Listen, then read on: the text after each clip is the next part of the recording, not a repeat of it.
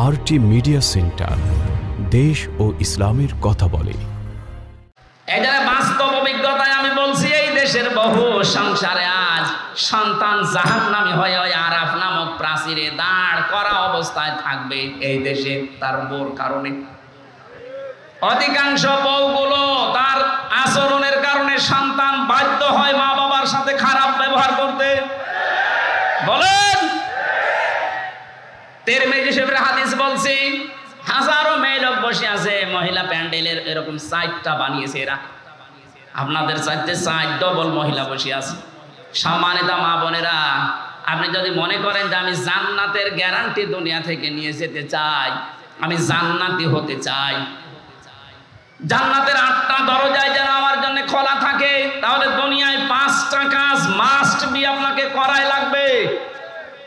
1 নম্বরে নবীজি বলেন, ইদা নাজারা ইলাইহা সাররাতুহু, যখন কোন স্বামী তার স্ত্রীর দিকে তাকাবে সে যেন স্বামীকে খুশি করে। নবীজির এই হাদিস আজ বাংলাদেশের 100টার প্রায় 98টা মহিলা মানে না। এক কথা বলে না কেন?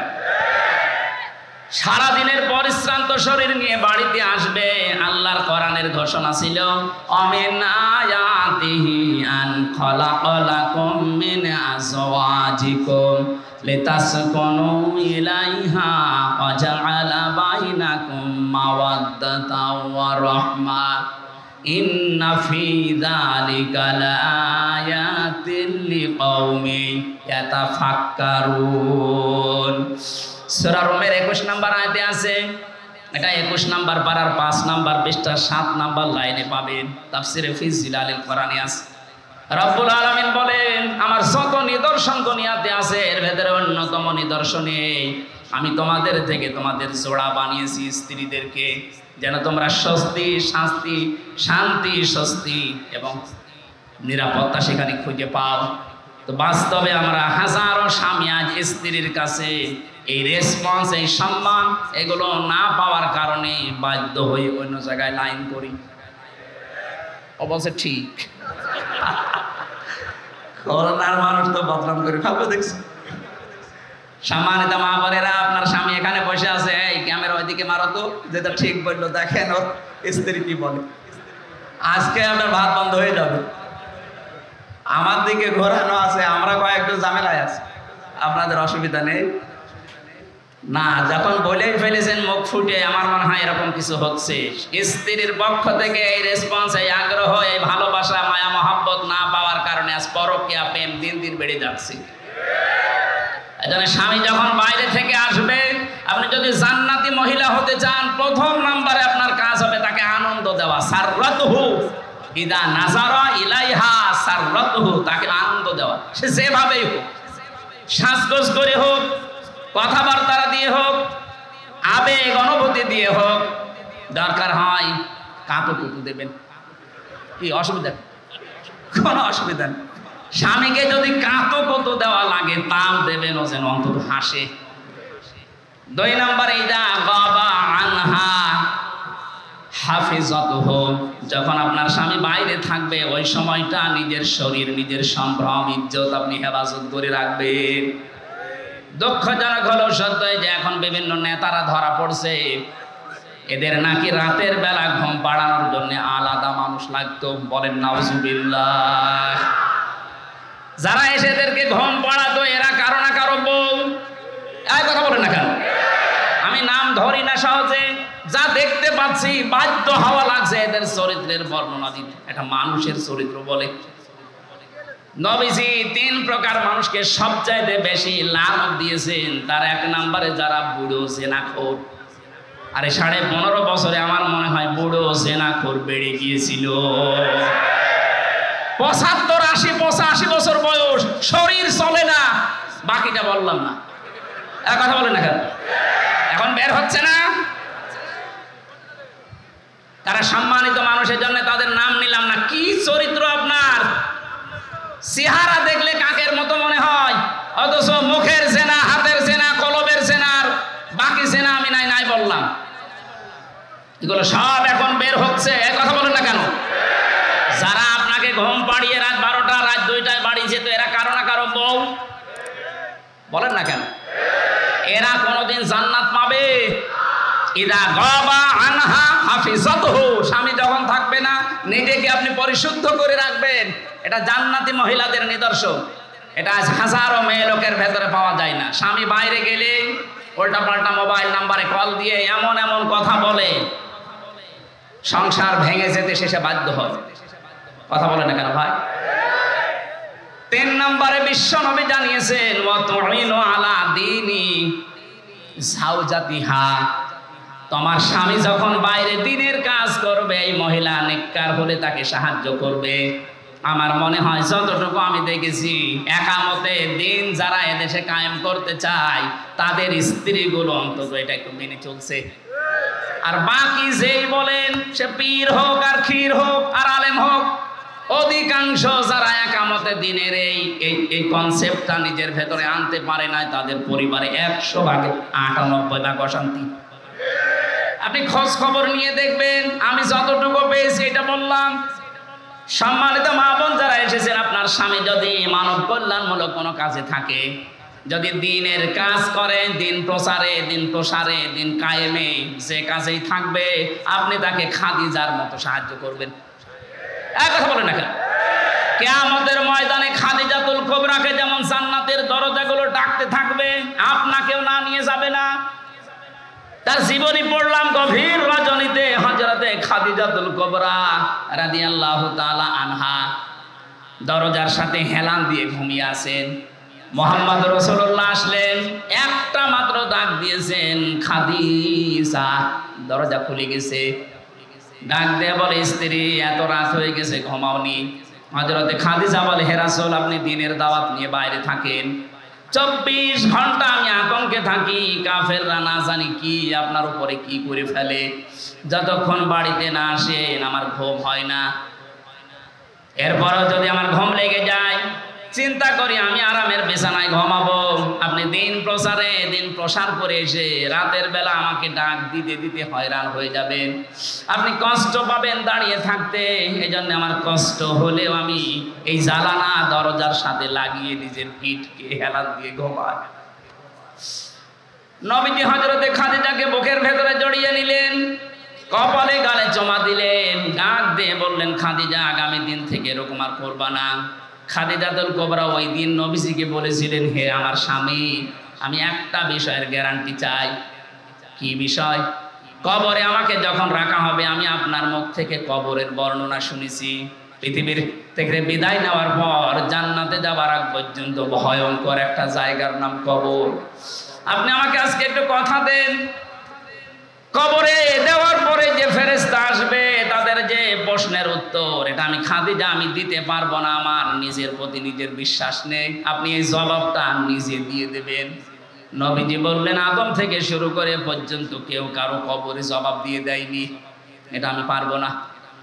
আপনি একটু লক্ষ্য করেন, এখানে নবীজি বললেন কি, আদম থেকে শুরু করে পর্যন্ত কেউ কারো কবরের জবাব দিয়ে দেয়নি, এটা আমি পারবো না। অথচ বাংলাদেশে বহু ভণ্ড পীর এটা ছড়িয়েই দিয়েছে, এ দরবারে মুরিদ হলে কবরের হিসাব ওরা কিসে দিয়ে দেবে। এটা যে পুরা প্রতারণা, বাটপারি, চিটারি, আর কারো কাছে ফতোয়া নেওয়া লাগবে? এই ভ্রান্ত ধারণায় যারা আছেন, এক্ষুনি আপনি থামবেন। কিসের পীর, কিসের বাবা? নবীজি নিজে তার স্ত্রীকে গ্যারান্টি দিতে পারছেন না। হযরতে খাদিজাতুল কুবরা বলেন, হে নবী, আপনি যদি আমাকে কিছুই না বলেন, এই যে আমি সেজদায় গেলাম, আমার মালিক যখন কিছু না জানাবে, যতক্ষণ আমি সেজদা থেকে মাথা তুলব না। নবীজি দাঁড়িয়ে আছেন, হঠাৎ ফেরেশতা জিবরাইল এসে বলে, হে নবী, খাদিজাকে আপনি মাথা তুলতে বলেন, তার চোখের পানি আরো সে মঞ্জুর হয়ে গেছে। আল্লাহ রাব্বুল আলামিন নিজে আপনাকে অর্ডার দিয়েছেন, খাদিজার প্রশ্নের জবাব আপনি দিয়ে দেবেন। নবীজি বললেন, কি বলো জিবরাইল? আমি আজ পর্যন্ত কোনোদিন এই ব্যবস্থা কারো পক্ষে পাইনি, খাদিজার পক্ষে আল্লাহ দিয়েছেন, আপনাকে দেওয়া লাগবে। হযরতে খাদিজাকে ডাক দিয়ে বললেন, মাথা তোলো, তোমার চোখের পানি আরো সে পৌঁছিয়ে গেছে, তোমার কবরের জবাব দেওয়া লাগবে না, আমি নিজে দিয়ে দেব তোমারটা। হযরতে খাদিজা ওই দিন বলেছিলেন, হে আমার স্বামী, আপনার জন্য এই ঘরটা আমি নয়েজ মুক্ত রাখি, শব্দ, গোলমাল, আওয়াজ এগুলো থেকে আপনাকে আমি শান্তিতে রাখি। ঘরে আসলে আপনার স্বামী বাইরে থেকে যখন আসবে ঘরটা আপনি শান্ত নির্মল করে দেবেন। খাদিজাতুল কুবরা এই কাজ করার কারণে তার জন্য আল্লাহ একটা জান্নাত ঘর বানিয়ে রেখেছেন। আপনি যদি আপনার স্বামী যখন বাইরে থাকবে কর্মজীবনে, দিনের কাজে, মানবতার কাজে, ভেতরে আসার সঙ্গে সঙ্গে যেন একটা স্বচ্ছ নির্মল শান্ত একটা ঘর উপহার পায়, আপনাকেও খাদিজার মতো আল্লাহ একটা ঘর জান্নাতে বানিয়ে দেবেন। খাদিজা ওই দিন বলেছিলেন, হে রাসূল, আমি আপনার কাছে জানতে চাই আপনার যে জুব্বা মোবারক আছে এইটা দিয়ে আমার কাফন বানাবেন। ঠিক আছে, এটা তো আমার আন্ডারে, আমি দিয়ে দিলাম। 2 নম্বরে আপনি আমার কবরের ভেতরে একটু গড়াগড়ি করবেন, কারণ আমি জানি আপনার শরীর যেখানে লাগবে ওখানে জাহান্নামের আগুন পৌঁছাবে না। বিশ্বনবী তার ইন্তেকালের পরে 3 দিন পরে দেখা যাচ্ছে খাদিজার ইন্তেকাল হয়ে গেল। মুহাম্মদ রাসূলুল্লাহ নিজে তার জুব্বা মোবারক দিয়ে কাফন বানিয়ে দিলেন, কবরের ভেতরে নিজে একটু গড়াগড়ি দিলেন, নিজের হাতে খাদিজাকে কবরে শায়িত করার পরে উপরে মাটি দিয়ে সাহাবা ইকরাম বলে, হুজুর আপনি যাবেন না? নবীজি বলেন, সাহাবীরা তোমরা চলে যাও, খাদিজার সাথে আমার কিছু কথা দেওয়া আছে। কিছুক্ষণ ফেরেশতা এসে বলে, মার রব্বুকা ওয়া মান নাবিয়্যুকা ওয়া মা দীনুকা। ওপর থেকে মুহাম্মদ রাসূলুল্লাহ ডাক দিয়ে বলছে, ফেরেশতারা থামো, খাদিজাকে প্রশ্ন করার দরকার নেই। খাদিজার আল্লাহ আমার ওই আল্লাহ, খাদিজার ধর্ম আমার ওই ধর্ম, আর খাদিজার নবী আমি নবী, নিজেই বলছি মুহাম্মদুর রাসূলুল্লাহ। খুলনাবাসী, আমি আগেই বলেছি এটা আমার বিভাগ। বাংলাদেশে 8টা বিভাগের চাইতে বিভাগের মানুষকে এমনিতে একটু মানুষ হিসাবে ভালোবাসি বেশি। এ বিভাগের নারী পুরুষ আমার কাছে সবচেয়ে বেশি আপন। বড় আশা নিয়ে, বড় ভরসা নিয়ে বলছি, আপনি দেখতে পাচ্ছি আপনি জাহান্নামী হয়ে যাচ্ছেন। অতঈনু আলা দীনি যাওজাতিহা। 3 নম্বরে নবীজি বললেন, ওই মহিলাকে আল্লাহ জান্নাতে পৌঁছিয়ে দেবে যে মহিলা তার স্বামীকে দ্বীনের পথে চলার জন্য, দ্বীন কায়েমের জন্য সাহায্য করে, উৎসাহ দেয়। অথচ এরকম মহিলা এখন পাওয়া যাচ্ছে না। কথা বলেন ঠিক কিনা? ফতোয়া আজকেও যশোরে আমার মাহফিল ছিল দিনের বেলায়, জোহরের সময় চৌগাছাতে একটা মেয়ে ফতোয়া দিয়েছে, প্রশ্ন দিয়েছে যে নারী পুরুষের একামতে দ্বীনের কাজ করা লাগবে। কোথায় আছে? কোথায় আছে না? সূরা তাওবার 71 নম্বর আয়াত তার দলিল। নারী হোক আর পুরুষ হোক, যে যে স্থানে আছে ওখান থেকে একামতে দ্বীনের কাজ করা নামাজ রোজার মতোই ফরজ, বরং তার চাইতেও বড় ফরজ। একামতে দ্বীন কায়েম করতে গিয়ে নবীজি নামাজ ছেড়ে দিয়েছিলেন 4 ওয়াক্ত, রোজা ছেড়ে দিয়েছিলেন বছরের 17 রমজান। এক কথা বলছেন না কেন? দ্বীন কায়েমের জন্য নবীজি যদি নামাজ ছেড়ে দিতে পারেন, কাজা করতে পারেন, রোজা ছেড়ে দিতে পারেন, তাহলে নামাজ রোজার চাইতে এটা আপনার জীবনে আরো গুরুত্বপূর্ণ কাজ। এটা শুধু নারীর জন্য, পুরুষের জন্য না। ওয়াল মুমিনুনা ওয়াল মুমিনাতু বা'দুহুম আউলিয়াউ বা'দ। এখানে মুমিন নারী, মুমিন পুরুষ দুইজনের কথাই আছে। সুতরাং যারা নিজের স্বামীকে ইসলাম কায়েমের জন্য আপনি উদ্বুদ্ধ করবেন, সাহায্য করবেন, ছাড় দেবেন, তাকে সময় দিয়ে দেবেন, আল্লাহ আপনার জান্নাতের 8টা দরজা নিজে খুলে রাখবে। বলেন সুবহানাল্লাহ। 5 না 4 নম্বরে, স্বামী যতক্ষণ বাইরে থাকবে স্বামীর সম্পদ এবং স্বামীর সন্তান আপনি হেফাজত করে রাখবেন।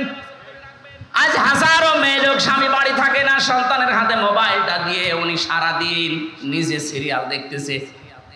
না, এরকম মহিলা আমরা চাই না। আমরা চাই খাদিজাতুল কুবরার মতো, যিনি ফাতেমা তৈরি করবে। কথা বলেন।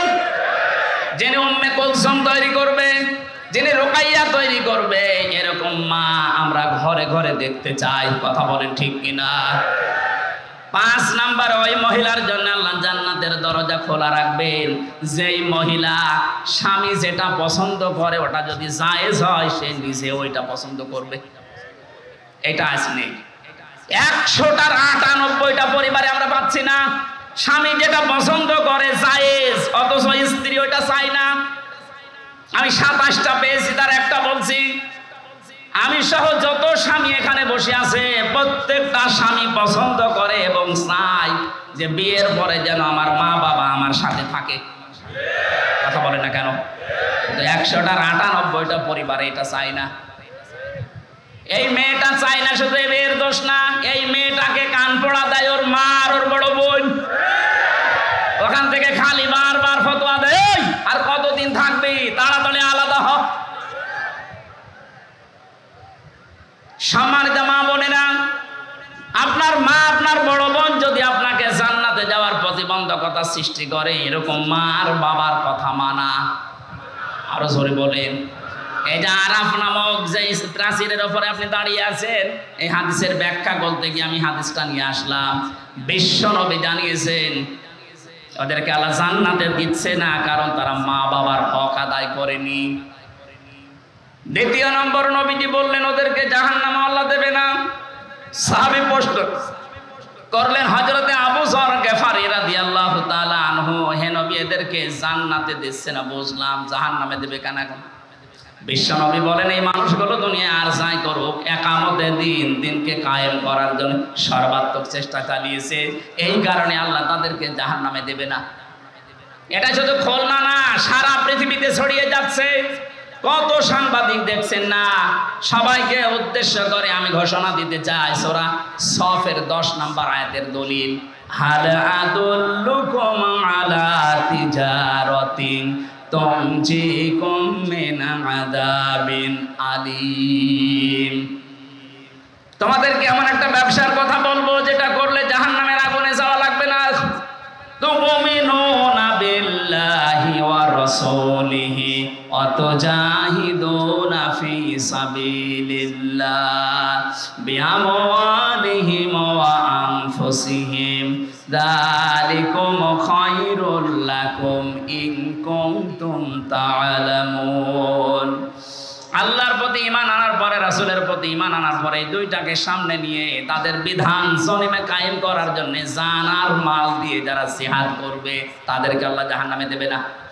সুতরাং এই পৃথিবীতে যারা দিন কায়েমের জন্য চেষ্টা চালান, অন্যান্য যদি কোনো গুনাহ হয়েও থাকে, আল্লাহ অন্তত আপনাকে জাহান্নামে দেবে না, এই গ্যারান্টি আমি দিতে পারি। জাহান্নামে যাবেন না, কিন্তু জান্নাতে যেতেও পারছেন না মা বাবার হক আদায় না করার কারণে। কথা বলেন না কেন? হাদিসের শেষে আমি আর পাইনি যে নবীজি আর জানাননি যে তারা যাবে কোথায়। খুলনাবাসী জান্নাতেও যেতে পারছেন না মা বাবার হক আদায় না করার কারণে, জাহান্নামও আল্লাহ দিচ্ছেন না একামতে দিনের দায়িত্ব পালন করার কারণে। যদি ওই আরাফ নামক প্রাচীরের উপরে দাঁড়িয়ে থাকা লাগে, কি হবে বলেন তো? ওই রকম জীবন আমরা চাই? বলেন বলেন। এই আরাফ নামক সূরা থেকে একটা মাত্র আয়াত পড়েছি, 206টা আয়াত এখানে আছে, 179 নাম্বার আয়াত। আমার আজকের আলোচনার বিষয় বিবেক। কি বললাম? আরো জোরে। বিবেককে যদি সত্যি কেউ কাজে লাগাতে পারে, জীবনেও সে রাস্তা হারাবে না, সে রাস্তা পাবে। আজকে আমরা অনেকে রাস্তা হারিয়ে ফেলেছি বিবেককে কাজে না লাগার কারণে। দেখেন তো আল্লাহ কি জানিয়েছেন, ওয়ালাকাদ যারানা লিজাহান্নামা কাসীরাম মিনাল জিন্নি ওয়াল ইনস। আল্লাহ কথা শুরু করার আগে তাকিদ দিচ্ছেন। আল্লাহ পাক বলেন ওয়ালাকাদ, অবশ্যই, দারানা, আমি বানিয়েছি, তৈরি করেছি, লিজাহান্নামা, জাহান্নামের জন্য, কাসীরাম মিনাল জিন্নি ওয়াল ইনস, অধিকাংশ মানুষ আর জিন জাহান্নামে যাবে, এই জন্যই বানিয়েছি। প্রশ্ন আসতে পারে তাহলে আমাদের দোষ কি? যেখানে আল্লাহ কাসির দিলেন কলিল না দিয়ে, আবার কাসির না দিয়ে কাসির র একালিফ টান আছে। কলিল মানে অল্প, কলিলা মানে একেবারে অল্প, কাসির মানে অল্প, কাসির কাসির মানে বেশি, কাসির র মানে অনেক বেশি। কত বেশি আমাদের মেধা ধরবে না। আল্লাহ বলেন এত মানুষ আর জিন জাহান্নামে দেব। আমরা যেহেতু প্রশ্নই করে ফেলেছি আল্লাহ, তাহলে আমাদের দোষ কি? আল্লাহ বলেন দোষ আছে। 3টি ইন্দ্রিয় শক্তি যাদের আছে, এই 3টা যারা কাজে লাগাবে না, এই মানুষগুলো মাস্ট বি জাহান্নামে যাবে। আর অন্যান্য কারণ আছে অন্য আয়াতে, এই আয়াতে 3টা পেয়েছি। খুলনাবাসী এখন থেকে আপনি মিলাবেন আপনার ভেতরে এই 3টা গুণ আছে কিনা। যদি থেকে থাকে এখনই তাওবা করে ভালো হওয়ার নিয়ত করা লাগবে। রাজি আছেন কিনা? হ্যাঁ রাজি আছেন কারা কারা? দেখি লিল্লাহে তাকবীর, লিল্লাহে তাকবীর,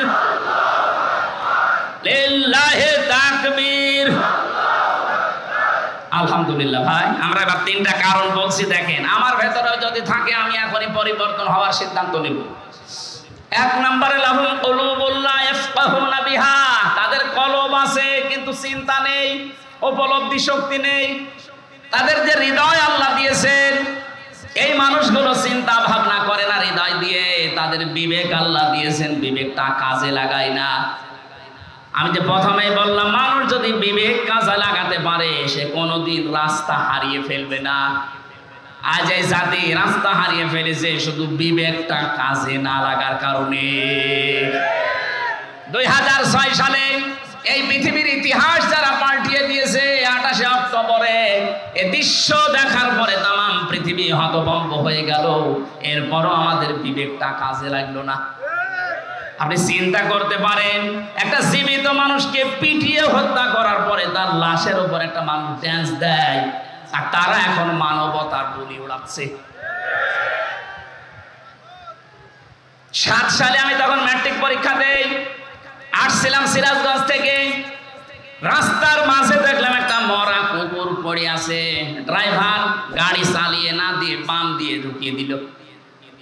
গাড়ি একটু ঝাঁকি দিয়েছে, ডাক দিয়ে বললাম, ড্রাইভার সাহেব আপনি কি করলেন? এখন এটা উল্টিয়েছে তো গাড়ি। ড্রাইভার আমার বলছে, দেখেন না একটা মরা কুকুর পড়ে আছে, আমি ডবল করে আমার চাকা চালাবো, আমার বিবেক নেই।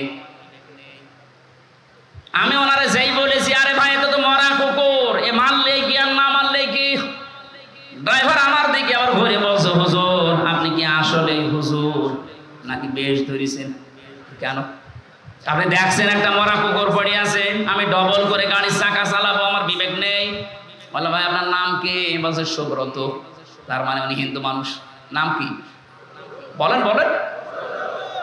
পিঠের উপরে থাবা দিয়ে ওই দিন বলেছিলাম আপনি একটা হিন্দু, আপনার ঈমান নেই কিন্তু বিবেক আছে। বিবেক থাকার কারণে একটা নিকৃষ্ট জীব পড়ে আছে মরা, তারপর আপনি ডবল করে মারেন না। অথচ পৃথিবীর আশরাফুল মাখলুকাত আমার জসিম ভাইকে কিছু মানুষ পিটিয়ে মারার পরে ড্যান্স দিয়েছিল। এদেরকে মানুষ আপনি বলতে পারেন? কথা বলেন না কেন? এদের বিবেক কোথায় গেল? আমি আর সাবেক এমপি সাহেব যে জেলখানায় ছিলাম, ওখানে যে রাইটার শেষে পেয়েছিলাম, রাইটার যাকে, ওই যে খুলনাতে বাড়ি আপনাদের এই 18 মাইলের এদিকে, এদিকে পাইক গাছের এদিকে 18 মাইল আছে না, ওখানে বাড়ি শাওন। এই যে বিশ্বজিৎ হত্যার মামলার আসামি, ওর ফাঁসি ছিল, এখন যাবজ্জীবন 30 বছর জেল খাটা লাগবে। মাঝে মাঝে নাম লিখতে আসতো, গণনা করার সময় বলতাম যে ভাই আপনি কেস করলেন কি করে? দেখেন আমার বিবেক ওই সময় কাজ করেনি। এই হিন্দু বেটা আমারে বারবার বলেছিল যে ভাই আমি মুসলমান না, আমি শিবির কি জানি না, আমি ফুল হাতা হাফ হাতা না। কথা বলছে, আমি ফুল হাতা আমার হাফ হাতা না, তারপরও আমি ছাড়ি নাই। গরু যেভাবে কোপ দেয়, ছাগল যেভাবে কোপ দেয়, মানুষ আমি ওইভাবে কোপিয়েছি। আপনার বিবেক মরে গেছে। কুষ্টিয়ার আবরার ফাহাদকে যেদিন পিটিয়ে আপনি মেরে ফেলেছেন, কথা বলেন ঠিক কিনা? আপনাদেরকে নিষিদ্ধ করার আমি 100 কারণ বলতে পারবো, কিন্তু বৈধতা দেওয়ার একটা কারণ এই দেশের মানুষের কাছে নেই। আপনি যে বৈধতা পাওয়ার জন্য বলছেন আমরা মানি না, মানে আপনি যে বৈধতা পাবেন কি দিয়ে পাবেন? একটা জিনিস দেখান যে এই কারণে আপনাদের বৈধতা দেওয়া লাগবে। আপনাদেরকে নিষিদ্ধ করার জন্য আমি 100 কারণ দেখাতে পারবো। এখন আমি নিজে যাদের সাথে জেল কেটে আবরার হত্যা মামলার আসামিরাও আমাদের সাথে ছিল, ওনাদের ব্লকে ছিল। বিবেকটা আজ আমাদের কাজে লাগছে না।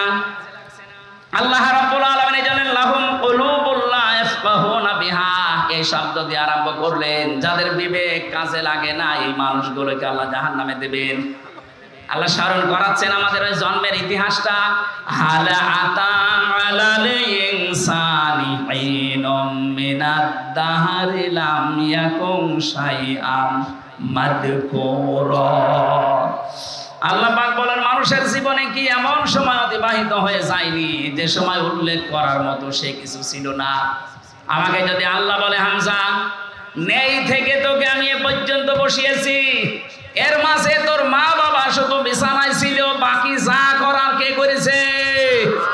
বলে বিজ্ঞান এখন প্রমাণ করছে ফালিয়ানজুরিল ইনসানু মিম্মা খুলিক খুলিকা মিম্মা দাফিক ইয়াখরুজু মিন বাইনিস সুলবি ওয়াত তারাইব। এই যে সলবন আর তারাইব এই শব্দ দুইটা নিয়ে বাবার স্ফলিঙ্গ দিয়ে দ্রুত গতিতে যে পানিটা বের হয়ে মায়ের রান রেহেমের ভেতরে জমা হয়, বিজ্ঞান জানিয়েছে চুল, রক্ত, গোশত আর চর্বি এগুলো আল্লাহ তৈরি করেন। চুল, রক্ত, হাড়, রক্ত, চর্বি আর চামড়া, গোশত, রক্ত, চর্বি আর চামড়া, এই 4-8টা জিনিস যখন এক হয়ে যায়, আল্লাহ বলেন মানুষ তৈরি হওয়ার জন্য 13টা জিনিস লাগবে।